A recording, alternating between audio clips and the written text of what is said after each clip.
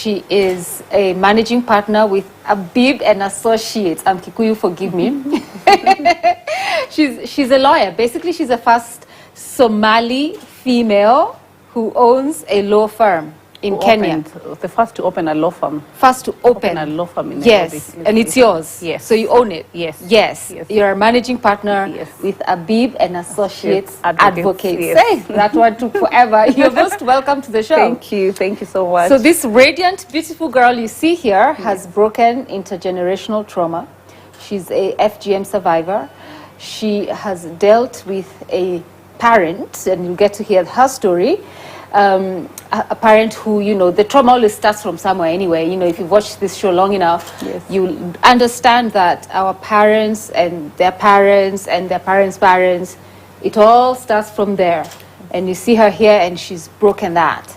She also went against society norms, and she's married to somebody who is not in her culture.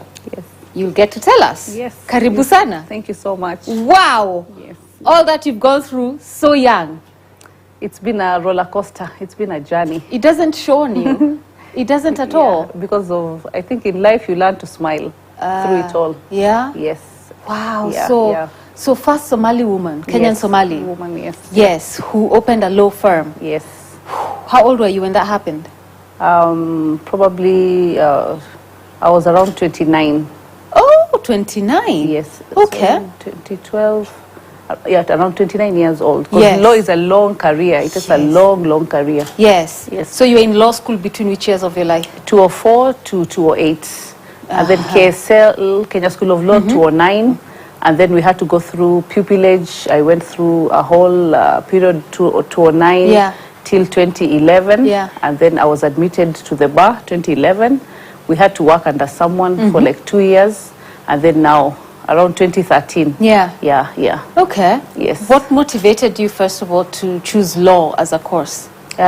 Because I saw injustice, a lot of injustice growing up. So inequalities, injustice. Yes. Yeah, so growing up, a sense of right and wrong, you know, Yeah. seeing what women were going through in my community, Right. what my mother went through. So there was just something odd and off about my culture, my environment. Yeah. So my sense of justice was shaped very early on. Wow. Yes. Could you speak to some of the things you saw, especially someone like your Yes, mom, because yes. that's very close to you? Yes. What she went through? So my mom, by the way, I call myself a Somali Bukusu. I was born in Western Kenya. I am from Western Kenya, a place called Webuye, Okay. where the pan paper factory mills Was work. founded, yes. Yes. So my environment, I mean, growing up, I grew up in a very open, society, culture. Yeah. There was not much division between a boy and a girl. Oh, okay. But then coming home, you come home to a Somali home. I mean, in school and outside, you're in a Kenyan society. But when you come home, you're coming home to a Somali community, Yes. a Somali family. Yeah. So my mom was blessed with 4 daughters, one after the other. So in the Somali community, a girl child is more or less a nobody. Okay. When I do my writings, I say a girl child is doomed from birth in this kind of environments, in this kind of cultures. Okay. So my dad, there was a lot of pressure from the community, from the clan, to marry another wife to bear for him a son. So he brought in a wife, and then conflict started at home, turmoil. So we were supposed to move into a property that I had seen my mom identify, and then that other lady came in, and there was a lot of commotion.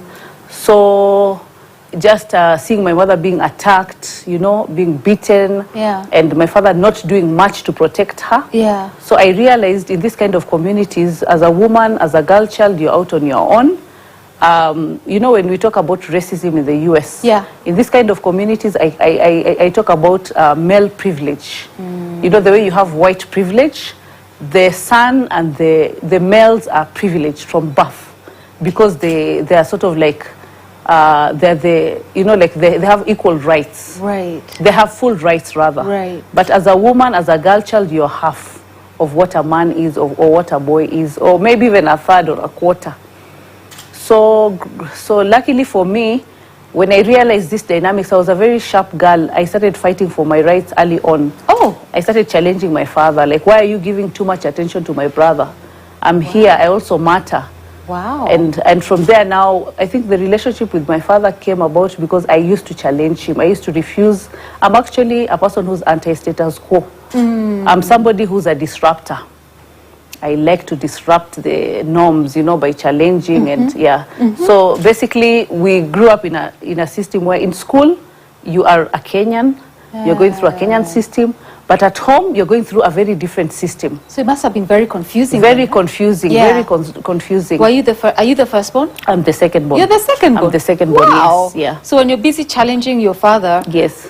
Your firstborn sister, your elder sister. She was in boarding school. She was sent to boarding school early on. We were supposed to go to boarding school together. Yeah. But for one reason or the other, she was sent to boarding. I was kept in day school. Okay. Yes. So I grew up in that environment, you know, where like, even it's funny that I was not allowed to sit on the dining table.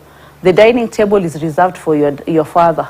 Children are supposed to sit on a mat on the floor.